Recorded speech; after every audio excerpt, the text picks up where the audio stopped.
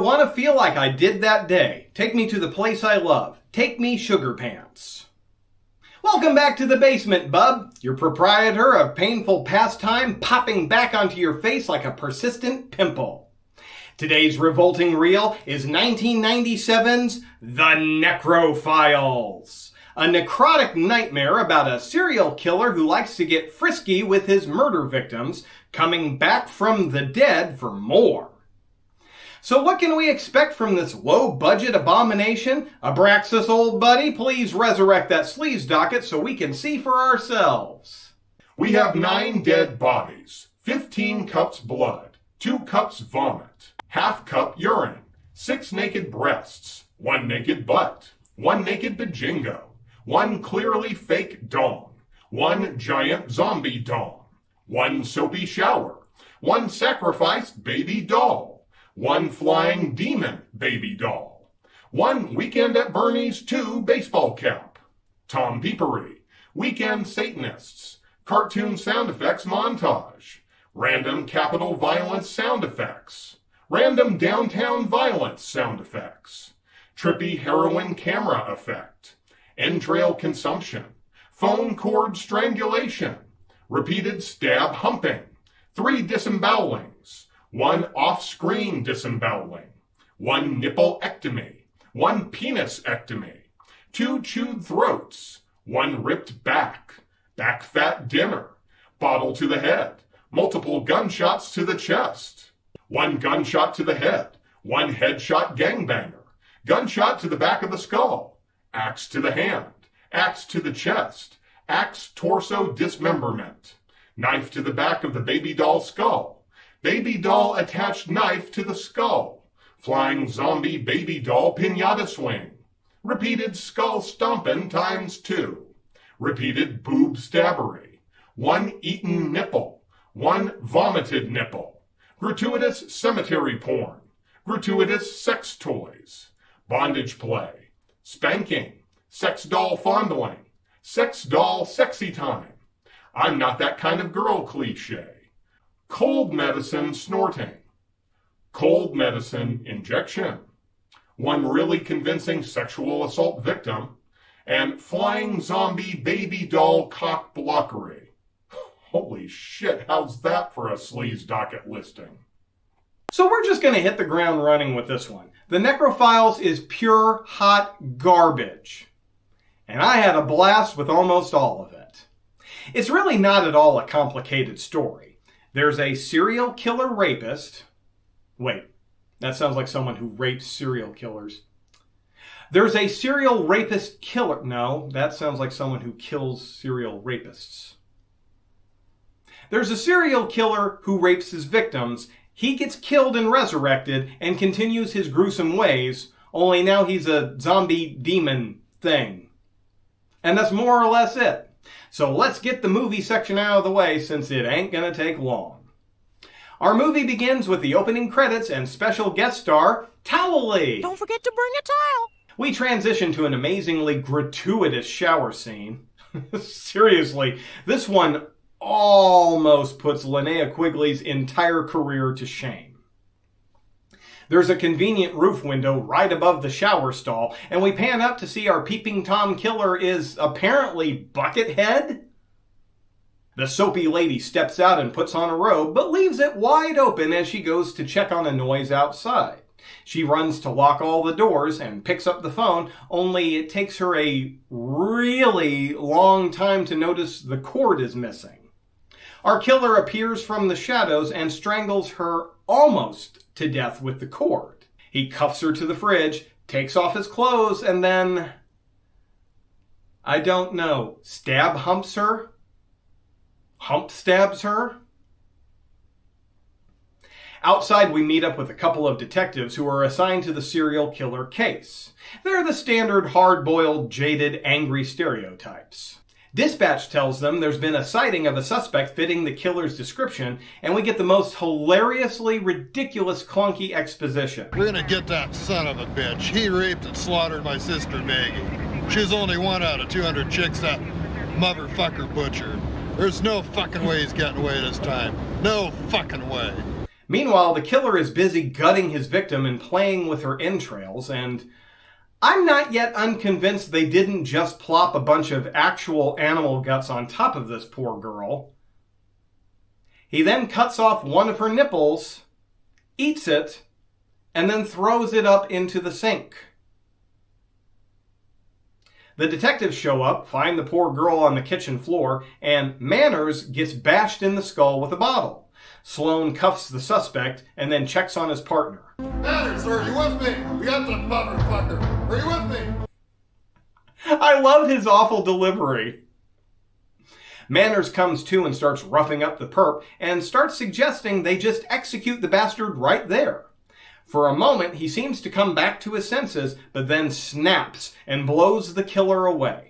And he snaps so hard, he manages to get 9 shots out of a 6-shot revolver. 9 months later, we meet up with the local branch of the Weekend Satanists having a lovely day trip to the cemetery. Buried beneath us, my children, are the rotten remains of one so foul, so eternally evil. Why do I feel like we're setting up a green jello video?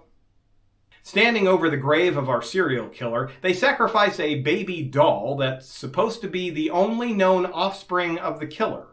The leader whips out his obvious prop penis and urinates onto the grave, which snaps the corpse to life.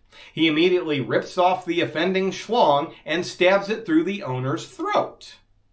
The others scatter while the zombie demon thing disembowels and eats another. What the fuck is that, man? We meet up with our detectives in the middle of a drug bust that doesn't go very well. Manners beats the shit out of the pusher and heads back to the car. Apparently Manners has gone fucking nuts thanks to that head injury at the beginning of the movie. 15 department psychiatrists found nothing wrong with me. And that's exactly what a sane person would shout at the top of his fucking lungs. And apparently we're not done with the Weekend Satanic crew. The 2 guys who ran off are convinced they have to do something to stop the zombie thing that they unleashed. The Smashing Pumpkins fan suddenly remembers a spell that will let them summon a janitor demon that should clean up the mess they made. Somewhere else in this town, there's a kinky couple getting into some friendly bondage play. The girl gets tied up and spanked. Outside, our zombie killer can smell them, and he gets so aroused his ridiculously giant zombie killer schlong bursts out of his pants. Plus, I hear the guy hangs dong, and I'm very interested in seeing that. He hangs dong. He slowly steps into the room and rips the guy's guts out. And then, well, we're gonna cut away from the movie here because the zombie has his way with the bound girl who can't get away. And I gotta say, in a movie full of crappy acting, this gal, well, she makes this scene really uncomfortable to watch. She is awfully convincing here. Anyway, the zombie then rips open her back and starts eating her. Back at the cemetery, our dude bro Satanists head back to the killer's grave and speak the incantation, but nothing happens and they take off. Out in the woods, our zombie finds another victim who's out camping with her boyfriend, and we get another actress going above and beyond in selling the screams.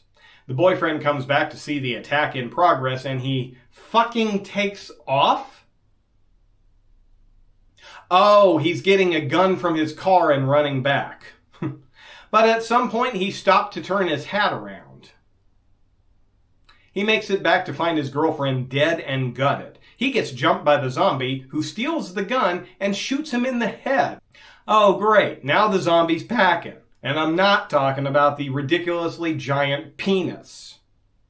And keeping the theme of hats front and center, be sure to hold on to yours, folks, because this fucking movie is about to crank the ridiculous all the way up to 11.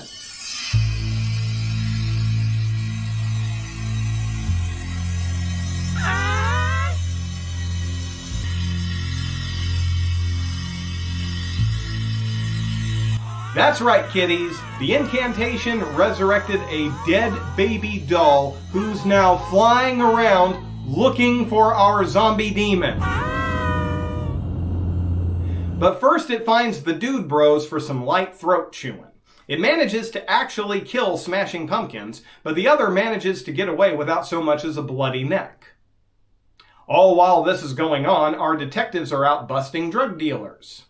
Though Manners uses this as an opportunity to get his fix and dole out his own level of vigilante-style justice. Eventually, they meet up with our last surviving Dude Bro, who tries to warn them about the demon baby, but Manners just stomps his head into the pavement. Sloan finds himself conflicted, watching his partner slip further and further into madness, but wanting to maintain his relationship with his partner. You're gonna back me up, right? Well, you're my partner. Of course I'll back you up, but I can't guarantee the brass isn't going to be suspicious. Fuck those assholes, man. You saw what happened. Come on. Okay. Come on, let's go get some tacos. And it's time for another zombie attack. Only this one, I'm pretty sure I won't get past the censors, so I'll try to describe it. Some leather-clad hottie has some fun with a blow-up doll. It's basically toy-on-toy action, no actual human nudity. But I'm guessing PrudeTube won't like it, so here's what it sounds like.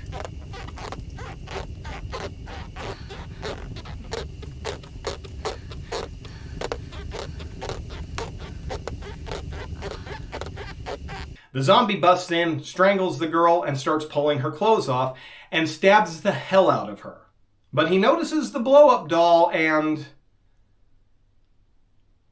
falls in love?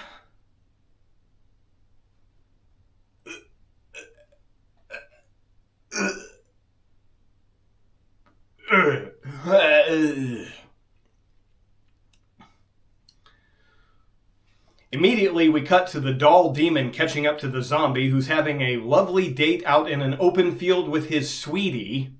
The little bastard bites the doll, deflating it, and the zombie chases after it in a rage. Then we spend some time showing off the local graffiti artists, and wait, was that a flute playing Deadpool? So eventually, our entire cast meets up when Sloan sees the zombie running through the downtown area. They end up at the satanic storage garage for a final ridiculous showdown. The zombie wrestles with the demon doll for a while and eventually puts a knife through the back of its skull. Sloan steps inside and tussles with an axe-wielding zombie and somehow recognizes the killer. Oh my God! I don't know how you came back, but there's no way you're getting away. This time you're going down for good. He stabs the knife and demon doll into the zombie's face and then hacks him to pieces with the axe. Unfortunately, our Smashing Pumpkin Dude Bro is also a zombie demon, or whatever the fuck these things are, and gets the jump on Sloan. But the attack is stopped when Manners steps in and blows the new zombie away. Unfortunately, by this point in the movie, Manners' cheese has completely slipped from his Ritz. Sloan tries to explain that the zombie was the serial killer, and just like the earlier incident with the second Dude Bro, Manners stomped Sloan to death. He then angrily heads down the street, turns the corner, and I don't know, just starts firing on random civilians?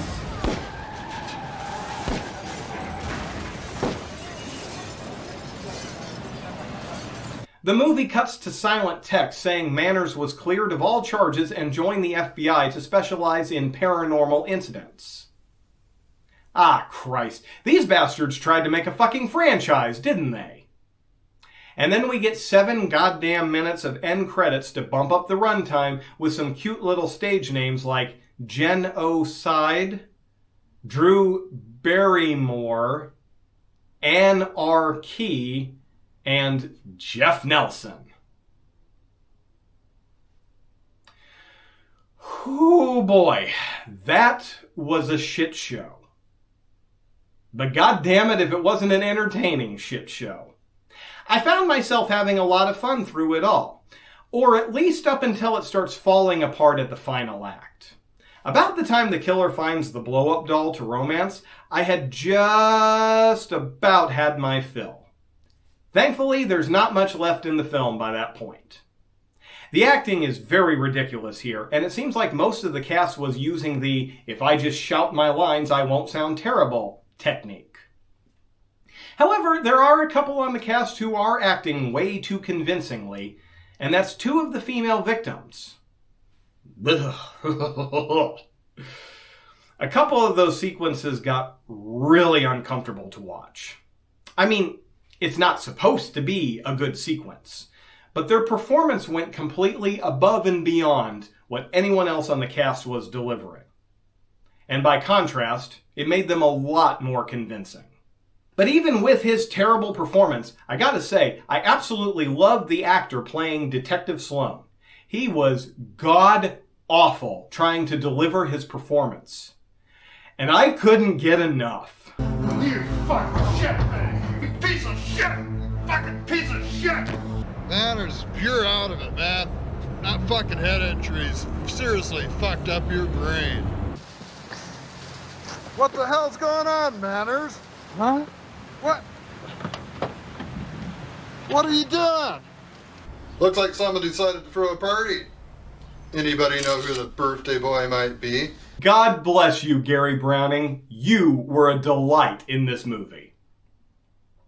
Naturally, this is one of those movies where the vast majority of the cast didn't go on to do much else. But Drew Barrymore is someone you might know from her years in X-rated materials. She's got hundreds of credits to her name. Though her very first actual acting gig was an uncredited spot in Die Hard 2 as Captain Lorenzo's secretary. And there you have it, another anemic offering on the altar, kiddies. So until I greet you again for another garish gob, this is your basement buddy, Sugar Pants. See you in your dreams.